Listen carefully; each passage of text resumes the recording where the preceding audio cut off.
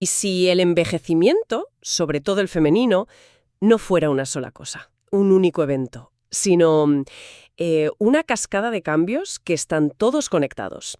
¿Y si el epicentro de todo esto fuera, sorprendentemente, el cerebro? Esa es justo la pregunta que está en el centro de todo el material que vamos a analizar hoy. Es una idea que, la verdad, obliga a cambiar el foco por completo. Totalmente. A dejar de mirar, digamos, al sistema reproductivo y empezar a mirar hacia arriba, a lo que pasa en la cabeza. Exacto. Hoy nos sumergimos en un análisis a fondo de una exposición detallada del doctor Andrea Genazzani. Trata sobre los cambios hormonales de la mediana edad y cómo impactan directamente en la salud del cerebro. Y la misión, por así decirlo, es ir mucho más allá del concepto que todo el mundo conoce. La menopausia. Eso es. La idea es entender toda la orquesta hormonal. Vamos a tocar conceptos como la adrenopausia o la somatopausia. Y ver qué significan de verdad para la memoria, para el estado de ánimo e incluso, que esto es lo más fuerte, para el riesgo de demencia. Es que ese es el primer gran cambio de paradigma que propone la fuente. La menopausia no es un evento ginecológico que tiene algunos efectos secundarios neurológicos. Ajá. No. Es, en su raíz, un evento neurológico que además pone fin a la reproducción. Claro. Y eso lo cambia todo. Porque significa que los síntomas que todas conocemos, los sofocos, los cambios de humor, la famosa niebla mental... No son efectos colaterales. Exacto. No son algo secundario, son la manifestación directa de un cerebro que está en plena transición. El órgano más sensible a esa fluctuación. Y lo que es fascinante, y la fuente lo detalla muy bien, es la base neuroquímica de esa sensibilidad. El cerebro reacciona, ¿y de qué manera? Por ejemplo, los sofocos, los síntomas vasomotores. Excreta a nivel central. ¿Qué tipo de desregulación? Pues por un lado, un aumento del tono noradrenérgico, que es como el sistema de alerta del cuerpo. Vale. Y por otro, una disminución de la dopamina y la serotonina, que son neurotransmisores clave para el bienestar y la regulación. A ver, vamos a desgranar esto.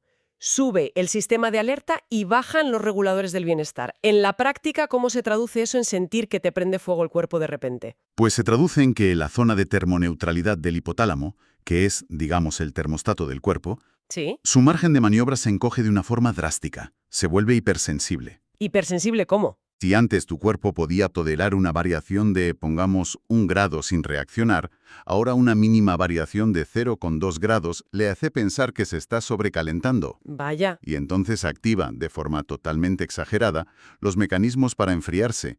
Una vasodilatación periférica masiva, que es lo que se siente como ese calor intenso que sube por el pecho y la cara. O sea que es una falsa alarma del sistema de refrigeración del cuerpo, básicamente. Y hay un dato en la fuente que me pareció clave. ¿Cuál? Que cada una de esas falsas alarmas no es gratis. Tiene un coste fisiológico. Un coste altísimo. La fuente señala que cada sofoco provoca un pico de cortisol, la hormona del estrés. Y ese pico dura entre 1 hora y 1 hora y media. 1 hora y media. Sí.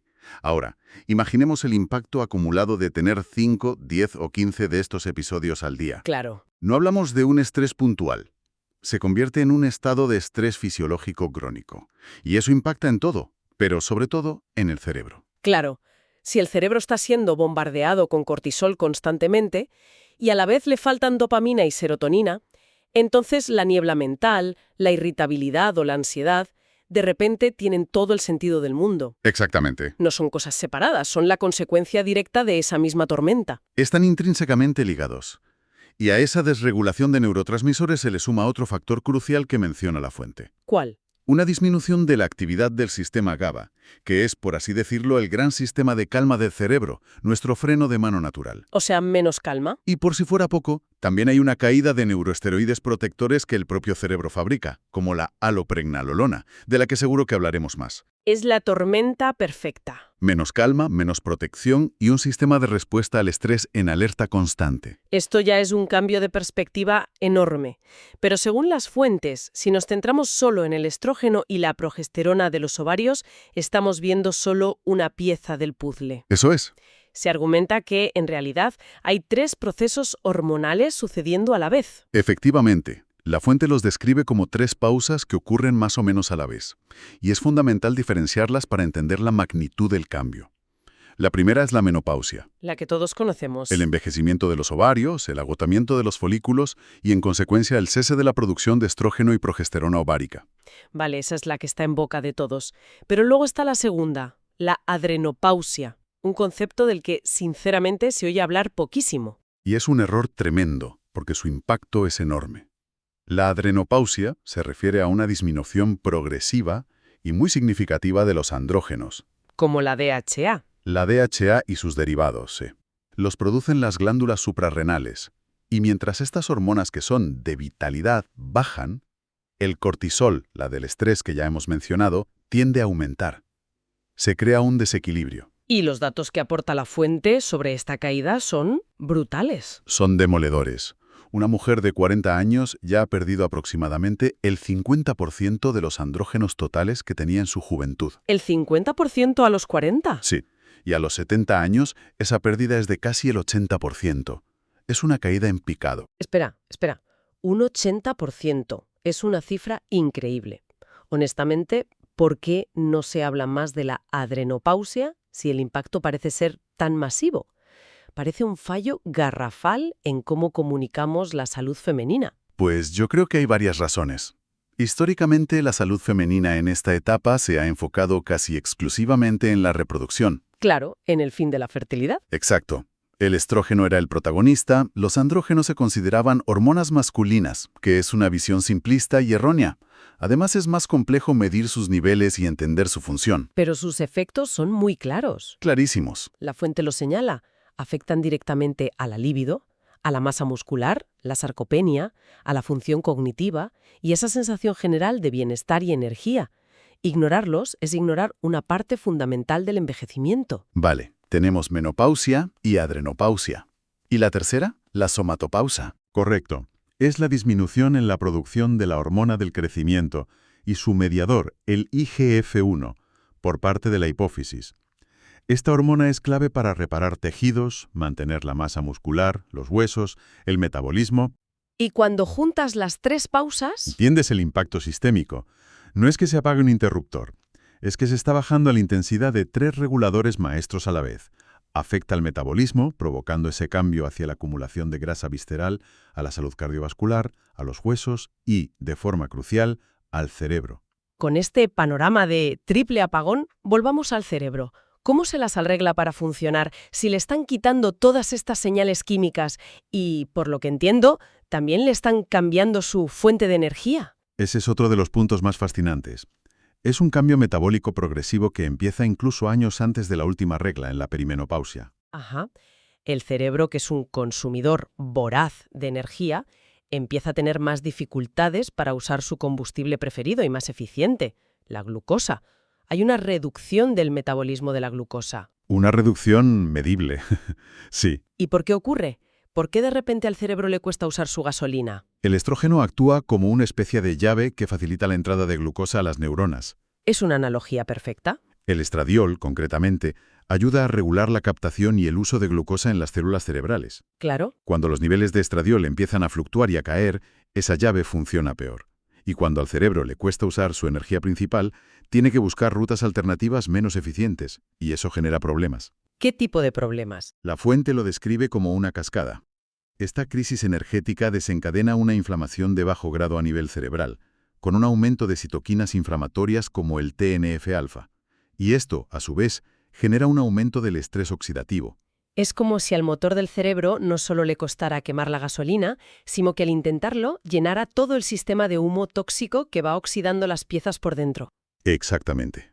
Y una de esas piezas que se oxida es la microglía, que son las células inmunitarias del cerebro. Las que limpian y protegen. Eso es. Pues en lugar de ser eficientes, entran en un estado de senescencia, se vuelven proinflamatorias y menos eficaces en su trabajo.